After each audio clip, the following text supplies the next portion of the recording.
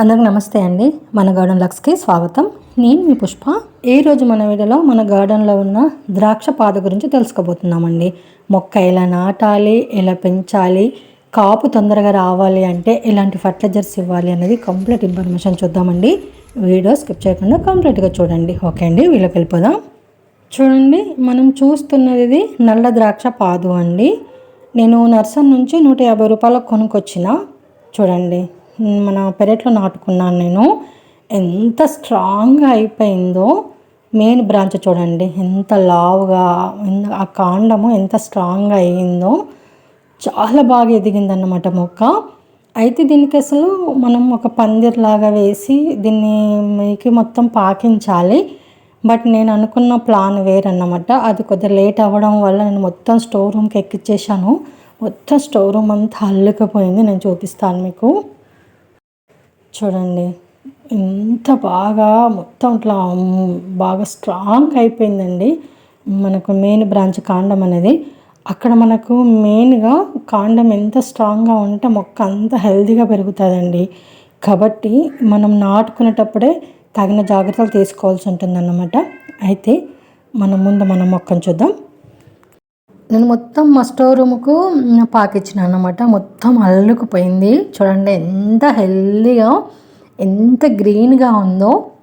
ఇంకా లేత లేత చిగుళ్ళు వస్తూనే ఉన్నాయన్నమాట.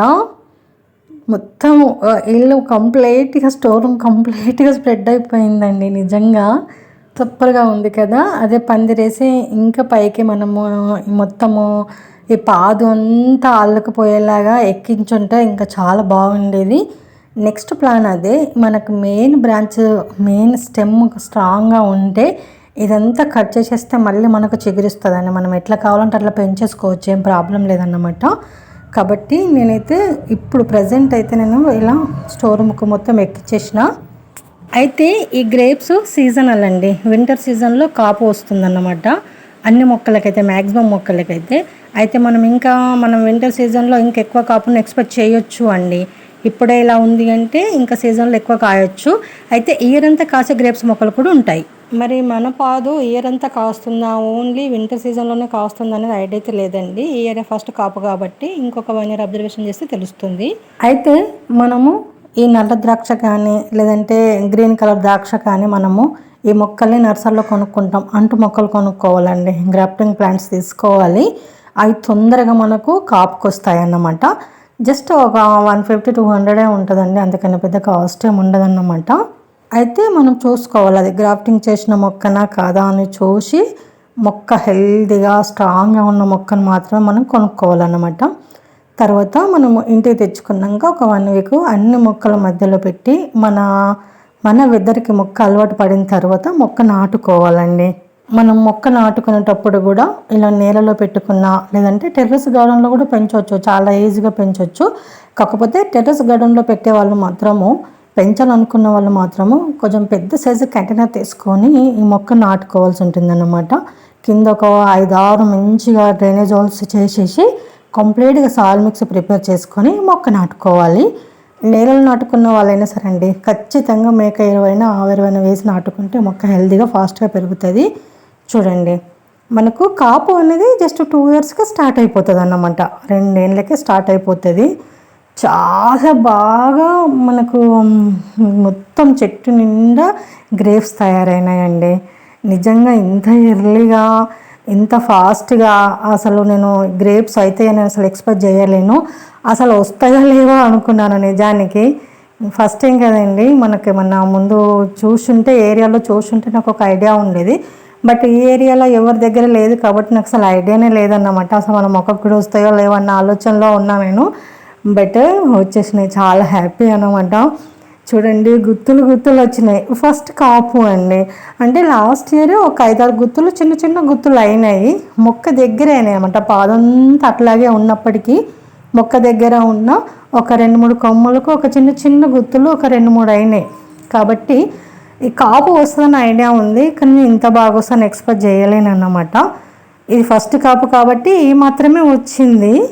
ఇంకా నెక్స్ట్ ఇయర్ మనము ఇంకా మంచిగా ప్లాన్ చేసి ఇంకా కొంచెం మెయింటైన్ చేయగలిగితే ఇంకా ఇయర్ బై ఇయర్ ఇంకా సూపర్ హార్వెస్ట్ తీయచ్చండి. గ్రేప్స్ని కూడా మనం మన ఇంట్లోనే పండించుకొని తినొచ్చు ఆర్గానిక్ పద్ధతిలో వితౌట్ కెమికల్స్తో కదా.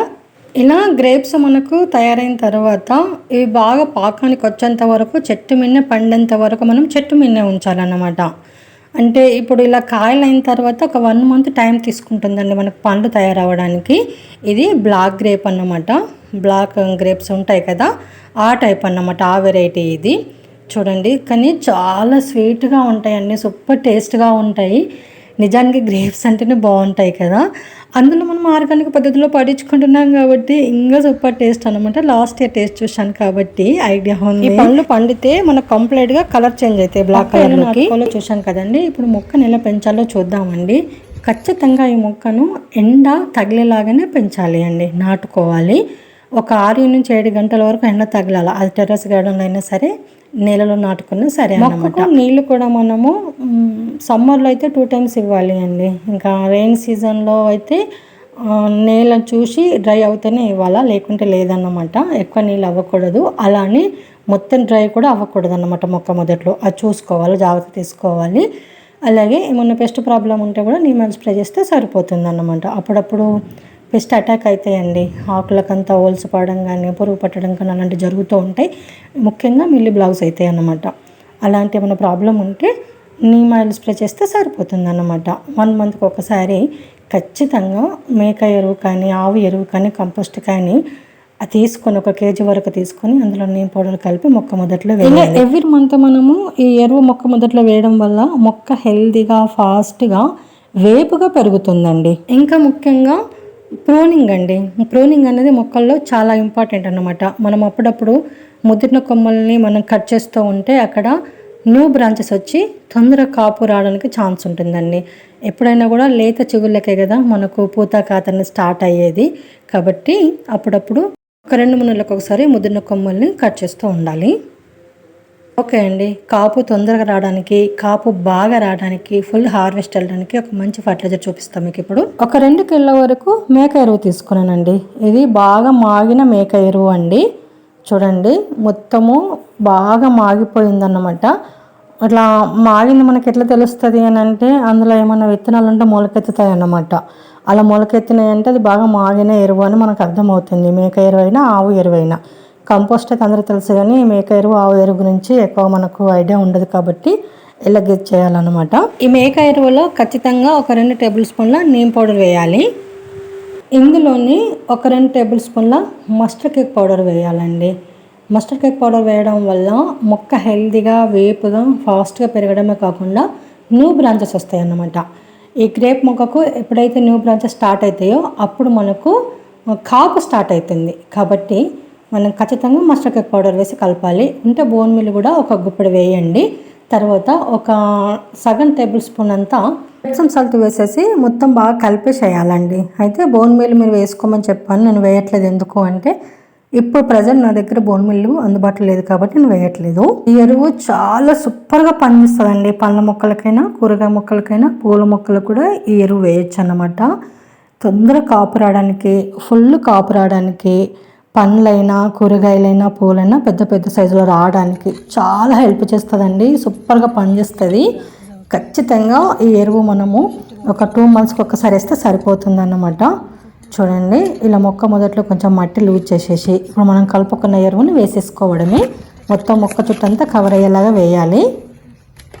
నా సీక్రెట్ ఇదే అండి. నేను ఇంతకన్నా పెద్ద పెద్ద మన ఫర్టిలైజర్స్ నేను కొనుక్కొచ్చి వేయను. చాలా సింపుల్గా మెయింటైన్ చేస్తాను, కానీ 100% రిజల్ట్ వస్తుందండి. సూపర్ రిజల్ట్ ఉంటుంది. నా పళ్ళ మొక్కలకైనా, కూరగాయ మొక్కలకైనా ఫుల్ హార్వెస్ట్ తీస్తానండి. ఇలా వెంటనే మనం నీళ్లు పోసేసేయాలి.